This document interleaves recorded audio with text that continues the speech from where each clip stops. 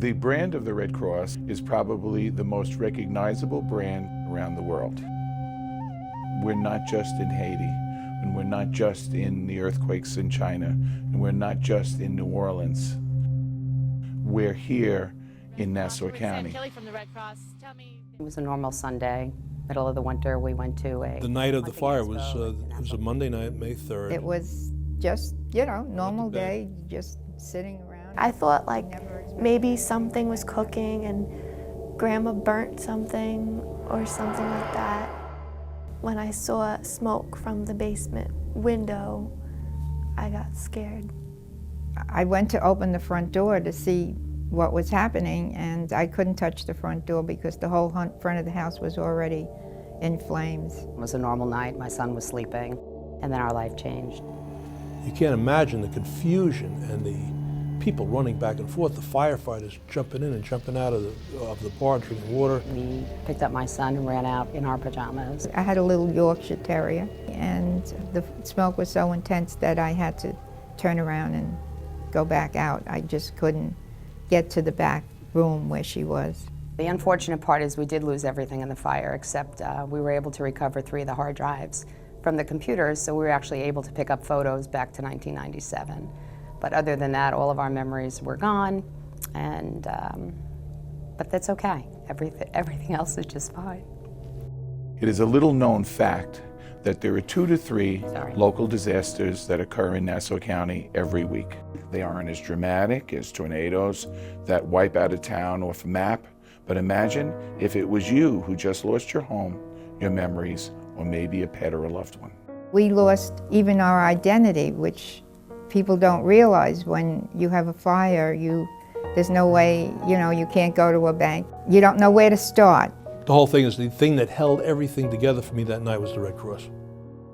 The Red Cross was there, and they came and wrapped us in blankets and sat us down and told us exactly what we had to do. They gave us money and blankets and all sorts of stuff. I bless them every day that they were able to get us started, because we were in shock and we just didn't know what to do. Although the American Red Cross is not the first responders, we are the first relief responders.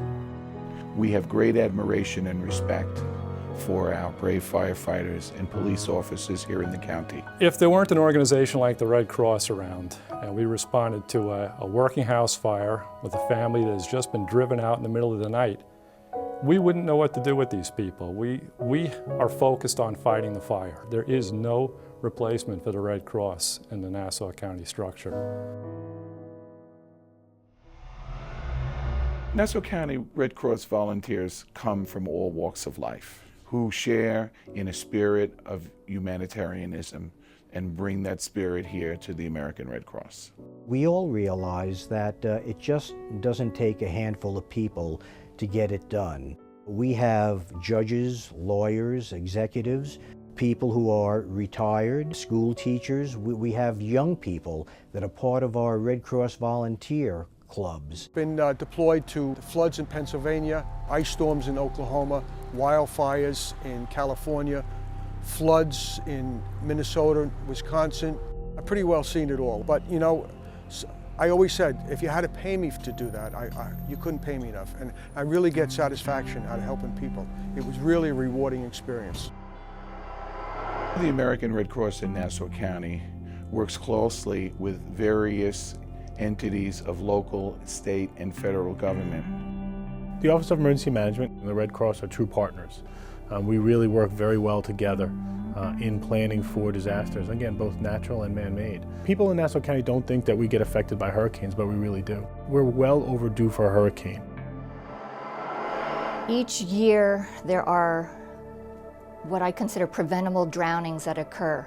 And what we find is that the drowning rates are 2.5 times higher in lower income populations. So it's very vital that we highlight, we target these populations, lower these drowning rates.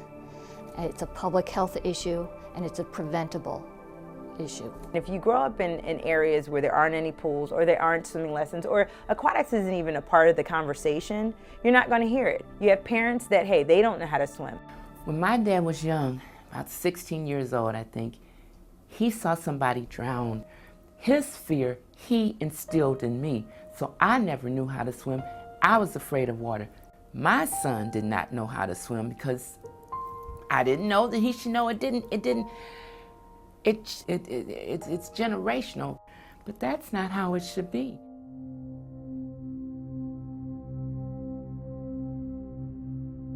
It's a horrible thing. You want to know what happened on August the 6th, 2006? The day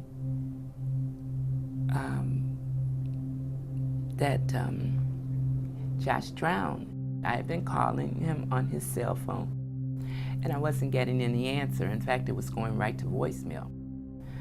And from then on, it was